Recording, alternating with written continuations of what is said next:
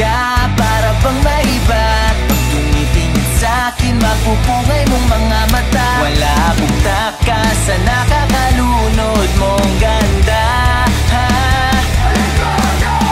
Tingnan mo lang ang aking mga mata. Huwag kang titingin na sa iba.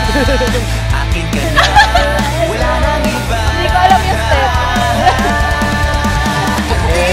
Ready na ba yung mga sayaw nyo? Wait lang, isang step lang. Basta't pag nahulog, nakahawak ako. Habang buhay na ako'y iyo. Elementary pa lang, mag-classmates na kami. Crush niya na daw ako noon, elementary pa lang kami.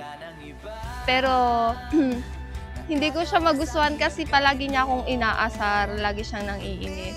Since then, hinahangaan ko na siya. May pagtingin na ako sa kanya. Then I feel na ito na talaga to, totoo na to. Hindi ko napapakawalan to, papakasalan ko na to. Magiging habang buhay ko yung mapakasawa. So from elementary crush to my future wife.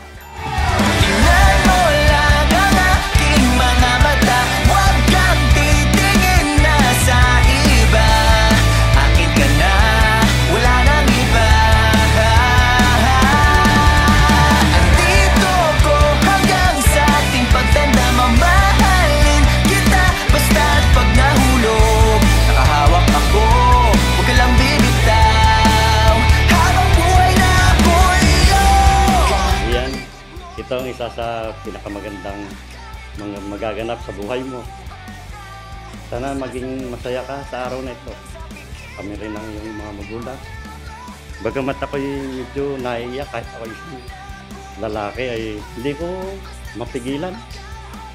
Dahil ito siguro ang pinakamasaya sa naging buhay ko. Lahat ng mga payo namin, sana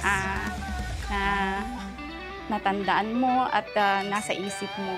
Oo. Basta kayo magmamahalan at mag-uunawaan, magbibigayan.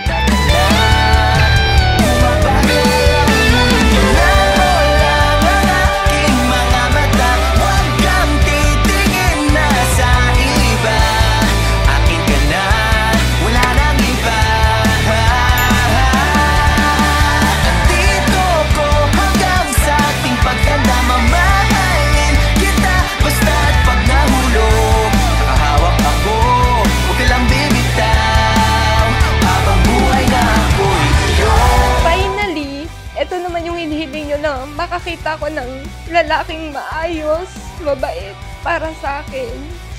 Ngayon, magiging 5 na tayo. May anak na kayong lalaki. Yeah! Thank you for coming. Simula nang dumating ka sa buhay ko, naging magaan lahat. You make things easier for me. You are the love that brought me back to life. For all the things I've been through, I almost give up on love. Buti na lang hindi. Because now, I finally have you. Sa tuwing tayo'y magkakalayo, hindi matahimik ang puso ko. Bawat sandali hanap kita, di mapakali hanggang muling kapiling ka. As a LDR o long distance relationship, talaga napakahirap. Pero syempre, walang makakapigil o walang hindrances or walang any reason if you love someone talaga. So talagang titibayan nyo, normal yun, magkakaroon ng problema. Syempre, love, kailangan talaga merong personal na pagkikita o paghaharap. Pero syempre, hindi yun magiging dahilan kung talagang mahal nyo ang isa't isa. Basta't kasama kita, lahat magagawa, lahat ay maiaalay sa'yo. Nilulook forward natin, di ba, parehas yung after ng wedding, yung pagsasamahan natin. Alam ko na ready tayo kung ano man yung dumating sa atin, masaya or gano'n. kalungkot na magiging part ng buhay natin. Kaya natin yan, napag-usapan na natin lahat, na-settle na natin lahat bago tayo ikasal. Babe, no matter what happened, I always love you.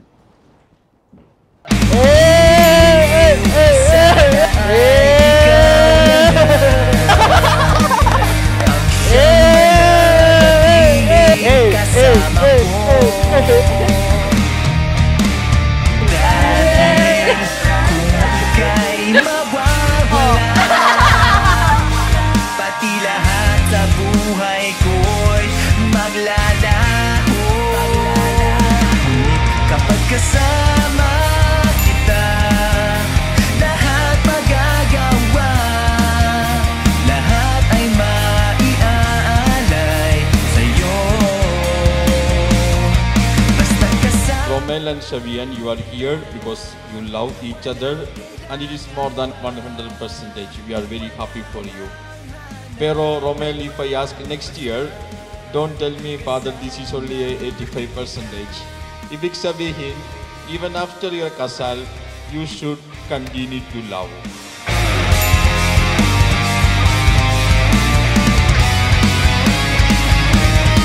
Basta kasama kita, lahat magagawa, lahat ay maiaalay sa'yo. Basta kasama kita, walang kailangan pa, wala nang hanapin pa.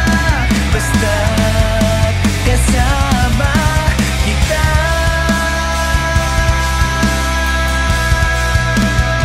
I vow to love you forever and I will give you a happy family. Wala